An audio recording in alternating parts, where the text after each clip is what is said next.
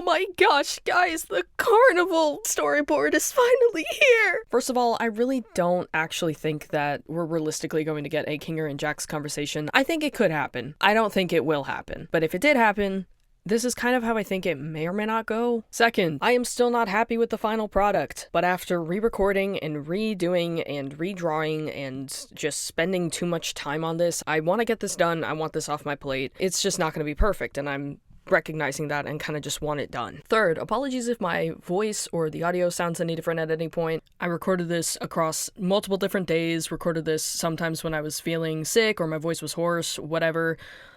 So I do apologize for that, but I'm not going to sit and re-record all of this, I can't. But anywho, we're going to see everyone on the carnival adventure. We're going to see different characters interacting with each other. Jax, however, is going to be isolating, like the loser he is. Pomni is going to locate him and walk up to Jax and ask him, "Hey, do you need to talk about anything?" You're gonna have to bear with me, I don't have a good Jax impression. I can't. I'm busy waiting for the ride. And he's gonna go, like, in line waiting for the ride and, like, have an excuse to kind of, like, get away from Pomni. Really like the idea that Pomni will say something like, "So you're just gonna try and run away again?" And he's gonna turn around and give her that look of, like, leave me alone. Do not do this again. And Pomni will respect it. She doesn't want to, but she'll respect it. Jax will go to wait in line. He'll briefly look around and his gaze will meet a prize stand containing several plushes. Plushes that look weirdly familiar. Maybe we'd hear some voices like we did in episode 7 with the globe thing. This will cause Jax to put up his jerk persona and start pushing everyone to get through the line and board the Ferris wheel. Out of my way, more important person coming through. The next person that's gonna get into the cart, or like attempt to start getting into the cart, is gonna be Disappearing Guy. Finally! I've been waiting in line for so long. And at this point, Kinger somehow finds himself in the line. And he's gonna be like, oh, well, I guess I'm next in line. And he's gonna get into the cart with Jax, but Jax is like not gonna realize it until it's kind of too late. Like, Kinger's in there, they're already moving, it's too late. So they're riding the Ferris wheel up. Kinger's probably half there, half not, because I imagine the circus is pretty full of lights. Though I do imagine the setting is at night. He's kind of looking down at the lights, he sees all the little, all the little people and stuff, and I think he'd make a comment of something like, oh, those little lights look like little fireflies. Don't they look cute, Jax? And kind of like try and hold up a conversation with Jax or whatever, or just make little comments, and then Jax is gonna be like, yeah, sure, whatever. Oh, there's Pomni. Hi, Pomni. And he's gonna like try and wave to Pomni. Kinger's gonna say something like, I noticed that you and Pomni have really been hanging out a lot more. You two must be getting close, huh? And this is just gonna like trigger Jax. Oh yeah, Pomni and I are great friends. And he's gonna have that like tired smile. And Kinger's gonna clock it and be like, did something happen between you two? And I think that question will allow Jax to very sarcastically start opening up. And I like the idea that he justifies doing that because he's put Kinger in the crazy archetype, so Kinger's crazy anyways, he doesn't understand, That'll give him some justification to kind of like let the mask off and like kind of expose himself in that way. Don't even get me started. All Pomni had to do was shoot me. That's all she had to do was shoot me. But no, she wanted to argue. She wanted to figure me out. And then she blamed me. She blamed me for their obstruction when I... And he kind of like is gonna like stop talking and like shut down. Whatever. It's not like anyone cares. And then they're gonna get at the top. They're gonna stop at the top. It's gonna be dark.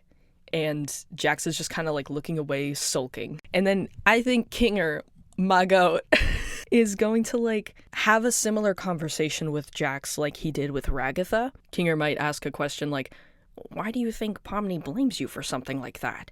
And Jax is kind of just, I think he'll just say something like, I don't know. And just like leave it at that. And then Kinger's gonna say something like, do you blame yourself? And he's just kind of like curl up and like grimace at that thought. I think is a more reasonable reaction Jax would have to that. And then Kinger's kind of gonna look around and, think to himself, trying to think of what he could say to Jax. I will be for real, I don't quite know what he would say to Jax.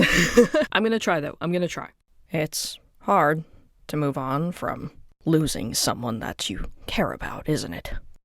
And it's even harder when you feel responsible for any decisions you made before they go away.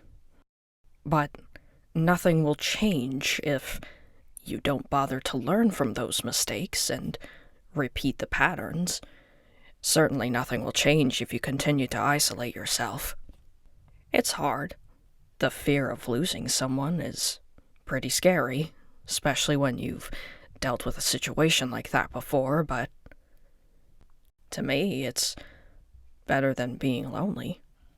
Nobody deserves to be lonely, and nobody deserves the feeling of being alone. You deserve to heal and grow from that, too. It's important to have those bonds, to have people to lean on when you feel like you can't go on anymore. Did you get that from a fortune cookie or something? Or something. Whatever, old man. And then they get off the Ferris wheel, and Jax is like, despite being dismissive about whatever Kinger said, it very obviously gets to Jax, and it kind of gets in there, and it plants a little seed. How that would affect Jax in future episodes, I don't know. I don't think we're going to get an on-screen redemption, but I think we're going to start getting, planting the seeds of redemption. That's how I think a conversation may or may not go between Kinger and Jax. Bunch of rambling about why this type of conversation between Kinger and Jax happened, kind of explaining my thought process and just different varying stuff around that. As I mentioned earlier, I was just tired of rewriting this scene. Originally, I had 2 Jax lines that I recorded myself and then just skipped his tangent entirely. So over time, this has changed a lot. One of the things being what gets discussed. And the second thing I was struggling with was basically, what trauma do I pick that Jax is clearly going through that I have be discussed with Kinger? And I think one of the things that needs to be talked about first when it comes to that would be Jax pushing people away, because the circus is very built on forming those bonds and connections, and Jax is actively sabotaging that. If Kinger and Jax were to have a conversation, I'd want them to talk about that, because that feels like the thing that's actively clearly eating away at Jax. And one of the reasons why is because he's dealt with loss before. Kinger has also dealt with loss, the loss of his wife. It felt like an appropriate conversation for the two to have, considering they both have lost people in the circus.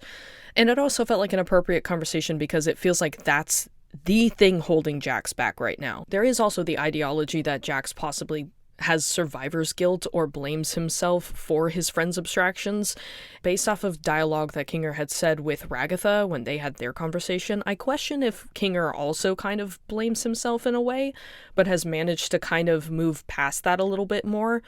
And I've kind of thought in my head, well, maybe that's a way that Kinger can also help Jax, is if he's also dealing with that, blaming himself for people's abstractions and whatnot. Of course, I didn't want to just copy-paste the Ragatha dialogue, because honestly, I feel like that dialogue could easily apply to Jax as well. And then the next thing I struggled with was the setup. The Kinger dialogue was really difficult for me to figure out. And then having a natural progression, I needed something that kind of triggers Jax to already be preemptively thinking about, this is my fault, I caused the abstractions. Because otherwise it just straight up feels like the most random thing that could be brought up in the conversation. And I kind of have a little bit of it in this storyboard, in this video, but I wanted to imply that Jax is thinking about abstraction, he's thinking about his friends that he's lost, he's thinking about Pomni, etc, etc. Hopefully different events that play out in this animatic kind of express that a little bit. And if it doesn't, I don't care, I'm done.